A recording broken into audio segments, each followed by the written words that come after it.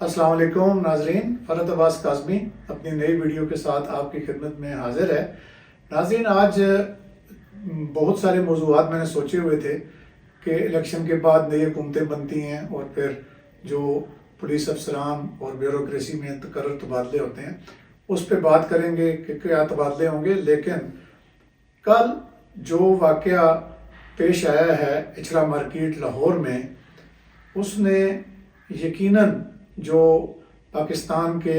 وہ طبقات جو کچھ سوچ سمجھ رکھتے ہیں اور جو مذہبی انتہا پسندی اور سیاسی انتہا پسندی کو ناپسند کرتے ہیں، ان کے جو ذہنوں میں جو سوال پیدا ہو رہے ہوں گے کہ یہ جو کل واقعہ ہوا ہے جس میں ایک خاتون نے ایسے کپڑے پہن رکھے تھے جن پر عربی زبان میں کچھ پرنٹنگ ہوئی تھی، تو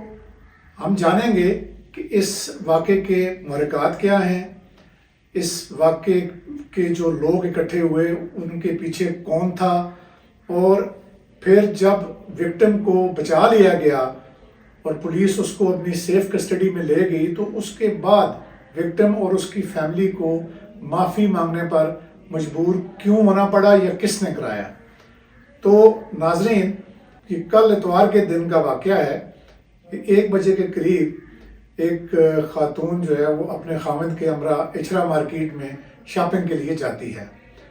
تو خاتون نے جو کپڑے پہن رکھے تھے، میں نے جیسے بتایا کہ اس پہ عربی زبان میں پرنٹنگ ہوئی تھی، جس کو دیکھتے ہی دیکھتے مارکیٹ میں ایک ہجوم اکٹھا ہونا شروع ہو گیا، اور یہ سمجھ کر کہ خاتون نے قرآن پاک کی بےحرمتی کر ڈالی ہے اور اس کے کپڑوں پر جو عربی عبارت تحریر ہے وہ قرآن پاک کی ہے، تو ہجوم میں ایک ہیجان برپا ہو گیا۔ تو ہجوم میں جب یہ چیز پیدا ہوگی کہ جی یہ تو کوئی قرآن پاک کی بےحرمتی ہو رہی ہے، تو پھر دکاندار نے ہجوم کے تیور دیکھ کر اپنی دکان کا شٹر گرا دیا اور کسی نہ کسی طریقے سے پولیس کو اطلاع ہو گئی، اور پھر بھلا ہو دلیر لیڈی پولیس آفیسر ASP شہر بانو نقوی صاحبہ کا کہ جس نے اس مشتعل ہجوم کو خطاب کیا، اس کو سمجھایا بجایا، اور اس دوران اپنے جو باقی پولیس افسران تھے ان کے ساتھ مل کر خاتون کو حفاظتی تحویل میں لے کر تھانے میں منتقل کر دیا۔ تو بجا طور پر جو نامزد وزیر اعلیٰ پنجاب ہیں مریم نواز صاحبہ نے ASP صاحبہ کے اس دلیرانہ اور دانشمندانہ عمل کو سراہا ہے، اور IG پنجاب عثمان انور صاحب نے خاتون افسر کا نام قائد اعظم پولیس میڈل کے لیے ریکمینڈ بھی کر دیا ہے۔ مگر بات یہاں ختم نہیں ہوتی بلکہ یہاں سے شروع ہوتی ہے۔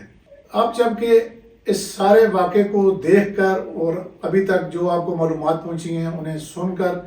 آپ کو اس بات کا اندازہ ہو چکا ہوگا کہ خاتون کے لباس پر عام عربی زبان تحریر تھی جس کا کسی قرآنی آیت سے کوئی دور دور تک تعلق نہیں تھا، مگر ہجوم جو ہے وہ ایک مخصوص جو مذہبی جماعت ہے اس کے ایکٹیوسٹ نے ہجوم کو ٹیک اوور کر لیا تھا۔ تو جب پولیس اس کو ہجوم کو سمجھا بجا کر نکال کر لے گئی تو بعد میں اس ہجوم کو راضی کرنے کے لیے پولیس نے اپنی موجودگی میں وکٹم خاتون اور اس کے والد سے باقاعدہ طور پر معافی منگوائی، اور انہوں نے اس بات کی وضاحت دی کہ ان کا قرآن پاک کی بےحرمتی کا کوئی ارادہ نہیں تھا، اور یہ کہ یہ جو پرنٹ ہے یہ جہاں سے انہوں نے کپڑے بنوائے ہیں وہاں سے یہ پرنٹ ملا ہے اور انہوں نے اس نے یہ پہن لیا ہے۔ اچھا، اب سوال یہ پیدا ہوتا ہے جب اس عورت کا، اس خاتون کا کوئی قصور نہیں ہے، اس کے خاندان کا کوئی قصور نہیں ہے، حتیٰ کہ جن لوگوں نے اس کپڑے کو پرنٹ کیا ہے ان کا بھی کوئی قصور نہیں ہے، تو پھر معافی کس بات کی ہے؟ پھر اس سے معافی کیوں منگوائی گئی؟ بجائے اس کے کہ جو دہشت زدہ کرنے والا ہجوم اکٹھا ہوا اور انہوں نے ایک خاتون کو پناہ لینے پہ اور دکاندار کو شٹر ڈاؤن کرنے پہ مجبور کیا، ان کے خلاف کوئی کارروائی ہوتی مذہبی انتہا پسندی کے الزام میں، وائلنس کے الزام میں انہی جو پولیٹیکل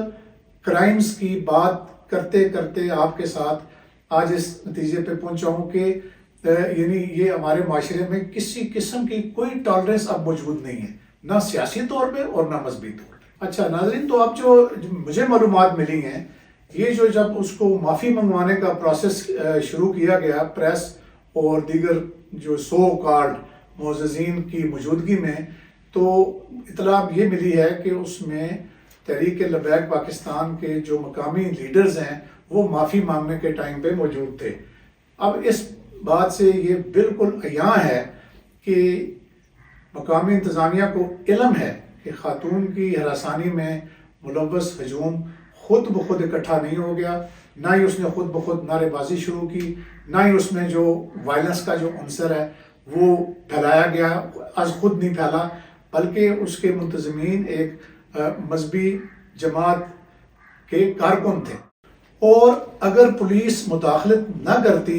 تو یقیناً خاتون اور اس کے خاوند کی زندگی شدید خطرات سے دوچار ہو جاتی۔ بالکل وہی واقعہ ریپیٹ ہو جاتا جو جڑاں میں اگست 2023 میں پیش آیا تھا۔ ناظرین، آپ کو یاد ہوگا کہ یہ چند ماہ پہلے کی بات ہے،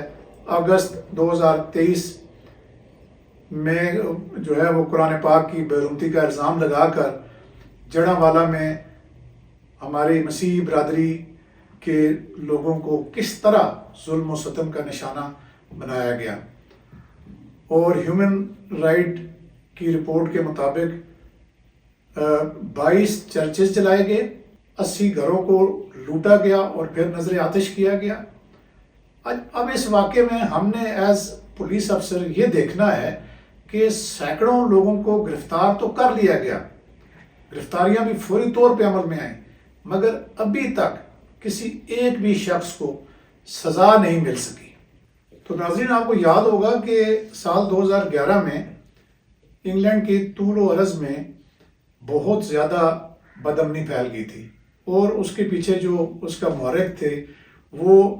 پولیس کے ہاتھوں ایک کالے شخص کی مبینہ طور پر ہلاکت تھی، جس کے اوپر پورے ملک میں ہنگامے پھوٹ پڑے اور وائلنس جو ہے وہ عروج پہ پہنچ گئی، اور اس دوران ہزاروں جو شاپس اور سٹورز ہیں ان کو لوٹ لیا گیا، 5 یا 6 لوگ اس میں ہلاک بھی ہو گئے، اور اسی طریقے سے کوئی روز ایسا نہیں جاتا تھا کہ لوگ جو ہے وہ بلوے کی شکل میں آتے تھے، ان کے منہ پہ ماسک ہوتے تھے، اور وہ آ کے سٹورز، بڑے بڑے سٹورز کو، مطلب کروڑوں پاؤنڈ مالیت کی جو اشیاء ہیں وہ ان کو لوٹ لیا گیا، اور 200-300 سے زیادہ جگہوں کو جلا دیا گیا۔ تو اس ایسے میں پھر جو انگلینڈ کی جو پارلیمنٹ ہے، جو انگلینڈ کی حکومت ہے، وہ حرکت میں آئے، اور انہوں نے تیز ترین انصاف فراہم کرنے والی عدالتوں کا قیام کا منظوری دی، اور پولیس نے جو 2000 کے قریب گرفتار لوگ تھے ان کو عدالتوں میں پیش کر کے فوری طور پر فیصلے کروائے، اور ان 2000 کے قریب لوگوں کو سزائیں ہوئیں، جس کی وجہ سے اس واقعے کو ایسی مثال بنا کر پیش کیا گیا کہ آئندہ کوئی دوبارہ ایسی جرت نہ کر سکے۔ اب اگر یہاں بھی ثانیہ جڑاں والا جیسے واقعات کو مثال بنا دیا جاتا، جو لوگ گرفتار ہوئے ہیں ان کو سزائیں دی جاتی، تو بازاروں میں صرف عربی پرنٹ والے کپڑے پہننے والی خاتون کی جان خطرے میں نہ پڑتی، اور پولیس کو بچائے، اس کو بچانے کے بعد یہ نہ کرنا پڑتا کہ پریس اور جو وہاں کے لوکل ٹی ایل پی کے لیڈرز ہیں ان کی موجودگی میں معافی اس کے والد سے اور اس سے نہ منگوانی پڑتی۔ تو امید ہے ناظرین آپ کو یہ ویڈیو پسند آئی ہوگی، اور اس میں بہت سارا جو سوچ کا اور سمجھنے کا جو سامان ہے وہ ہمارے جو قانون نافذ کرنے والے اداروں کو تو شاید اس کا ادراک ہوتا ہے، لیکن جو قانون بنانے والے ہیں، جو پارلیمنٹیرینز ہیں، جو گورنمنٹس ہیں، ان کو اس پہ توجہ دینی چاہیے کہ یہ جو ہمارا معاشرہ ہے یہ کہاں پہ جا رہا ہے۔ جب تک اس کے خلاف ہر محاذ پہ ریزسٹنس نہیں آئے گی، اویئرنیس نہیں آئے گی، تو لوگ اسی طرح جاہلیت کا ارتکاب کرتے رہیں گے، اور مذہب کے نام پہ اور سیاست کے نام پہ لوگوں کی جانوں کو خطرات میں ڈالتے رہیں گے۔ اللہ حافظ۔